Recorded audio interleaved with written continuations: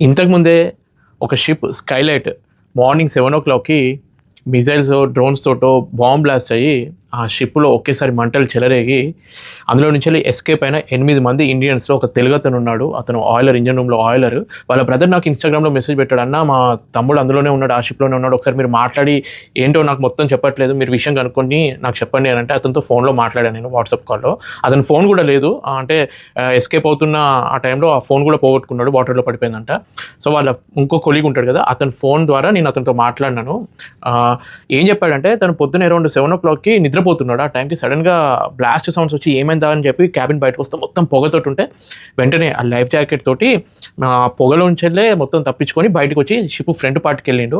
ఆ టైం కల్లా ఒమాన్‌కి సంబంధించిన ఒక రెస్క్యూ బోట్ వచ్చి వాళ్ళందరూ ఒక తాడేసుకొని మెల్లమెల్లగా దిగి కొంచెం స్విమ్ చేసి ఆ బోట్ మీద ఎక్కిండ్లంట. సో, మొత్తం 10 మంది క్రూ అందరూ ఇండియన్సే. అందులో ఇద్దరు మిస్సింగ్. యాక్చువల్‌గా ఆ బ్లాస్ట్ ఇంజిన్ కంట్రోల్ రూమ్ దగ్గర అయిందంట. సో, ఆ టైంకి వాచ్ కీపింగ్ చేస్తున్న ఆయిలర్ ఎవరైతే ఉన్నాడో అతను తప్పించుకోలేకపోయిండు. అండ్ బ్రిడ్జ్ మీద కెప్టెన్ ఉన్నాడంట. అతను స్పృహ తప్పిపోయి ఆ పొగకి అతను కూడా తప్పించుకోలేదు. ఇద్దరు మిస్సింగ్ అంటే ఆల్మోస్ట్ వాళ్ళు బతికే ఛాన్స్ లేదు. సో, 10 మంది ఇండియన్స్‌లో ఇద్దరు అందులోనే ఇరుక్కుపోయారు. 8 మంది తప్పించుకున్నారు. ఆ 8 మందిలో ముగ్గురికి ఇంజ్యూరీస్ అయ్యాయి. ఇప్పుడు నేను మాట్లాడిన సీను అనే ఆయిలర్, థర్డ్ ఇంజినీర్ పాండిచ్చేరికి సంబంధించిన అతను, ఇంకో అతను చీఫ్ ఇంజినీర్. అతని కాలికి ఇంకా ఫైర్ బర్న్ అట్లనే ఉందంట. సో, అతను హాస్పిటల్‌లోనే ఇంకా ఉన్నాడు. మిగిలిన ఇద్దరైతే డిశ్చార్జ్ అయ్యిందంట. సో, ఓవరాల్‌గా 8 మంది అయితే సేఫ్‌గా ఉన్నారు ఇప్పుడు. So, ఇద్దరైతే missing. కంపెనీ వాళ్ళ ఫ్యామిలీకి ఇన్ఫార్మ్ చేసిందంట.